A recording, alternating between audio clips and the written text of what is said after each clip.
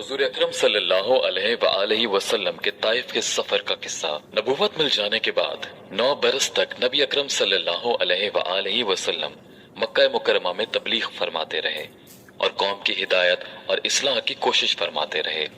لیکن تھوڑی سی جماعت کے سوا جو مسلمان ہو گئی تھی اور تھوڑے سے ایسے لوگوں کے علاوہ جو باوجود مسلمان نہ ہونے کے آپ کی مدد کرتے تھے، اکثر کفار مکہ آپ صلی اللہ علیہ وآلہ وسلم اور آپ کے صحابہ رضوان اللہ علیہم اجمعین کو ہر طرح کی تکلیفیں پہنچاتے تھے، مذاق اڑاتے تھے اور جو ہو سکتا تھا اس سے درگزر نہ کرتے تھے۔ حضور اکرم صلی اللہ علیہ وآلہ وسلم کے چچا ابو طالب بھی انہی نیک دل لوگوں میں تھے جو باوجود مسلمان نہ ہونے کے حضور اکرم صلی اللہ علیہ وآلہ وسلم کی ہر قسم کی مدد فرماتے تھے۔ 10ویں سال میں جب ابو طالب کا بھی انتقال ہو گیا تو کافروں کو اور بھی ہر طرح کھلے مہار اسلام سے روکنے اور مسلمانوں کو تکلیف پہنچانے کا موقع ملا۔ حضور اقدس صلی اللہ علیہ وآلہ وسلم اس خیال سے طائف تشریف لے گئے کہ وہاں قبیلہ ثقیف کی بڑی جماعت ہے، اگر وہ قبیلہ مسلمان ہو جائے تو مسلمانوں کو ان تکالیفوں سے نجات ملے اور دین کے پھیلنے کی بنیاد بڑھ جائے۔ وہاں پہنچ کر قبیلے کے 3 سرداروں سے جو بڑے درجے کے سمجھے جاتے تھے گفتگو فرمائی اور اللہ کے دین کی طرف بلایا اور اللہ کے رسول کی یعنی اپنی مدد کی طرف متوجہ کیا، مگر ان لوگوں نے بجائے اس کے کہ دین کی بات کو قبول کرتے یا کم سے کم عرب کی مشہور مہمان نوازی کے لحاظ سے ایک نوارد مہمان کی خاطر و مدارت کرتے، صاف جواب دے دیا اور نہایت بے رخی اور بد اخلاقی سے پیش آئے۔ ان لوگوں نے یہ بھی گوارا نہ کیا کہ آپ یہاں قیام فرما لیں۔ جن لوگوں کو سردار سمجھ کر بات کی تھی کہ وہ شریف ہوں گے اور مہذب گفتگو کریں گے، ان میں سے ایک شخص بولا، اوہو، آپ ہی کو اللہ نے نبی بنا کر بھیجا ہے۔ دوسرا بولا کہ اللہ کو تمہارے سوا کوئی اور ملتا ہی نہیں تھا جس کو رسول بنا کر بھیجتے۔ تیسرے نے کہا کہ میں تجھ سے بات کرنا نہیں چاہتا، اس لیے کہ اگر تو واقعی نبی ہے جیسا کہ دعویٰ ہے تو تیری بات سے انکار کر دینا مصیبت سے خالی نہیں، اور اگر جھوٹ ہے تو میں ایسے شخص سے بات نہیں کرنا چاہتا۔ اس کے بعد ان لوگوں سے نا امید ہو کر حضور اکرم صلی اللہ علیہ وآلہ وسلم نے اور لوگوں سے بات کرنے کا ارادہ فرمایا کہ آپ تو ہمت اور استقلال کے پہاڑ تھے، مگر کسی نے بھی قبول نہ کیا،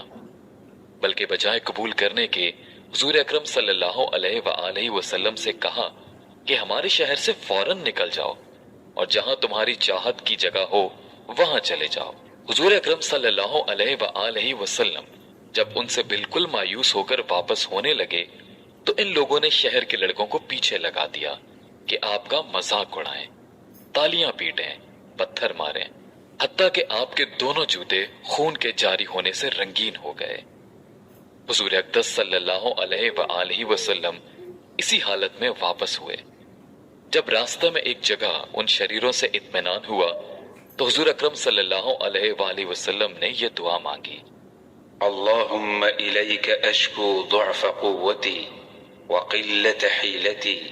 وهواني على الناس يا أرحم الراحمين، أنت رب المستضعفين وأنت ربي، إلى من تكلني؟ إلى بعيد يتهجمني أم إلى عدو ملكته أمري؟ إن لم يكن بك علي غضب فلا أبالي، ولكن عافيتك هي أوسع لي، أعوذ بنور وجهك الذي أشرقت له الظلمات وصلح عليه أمر الدنيا والآخرة من أن تنزل بي غضبك أو يحل علي سخطك، لك العتبى حتى ترضى ولا حول ولا قوة إلا بك۔ قلت واختلف الروايات في ألفاظ الدعاء كما في قرة العيون۔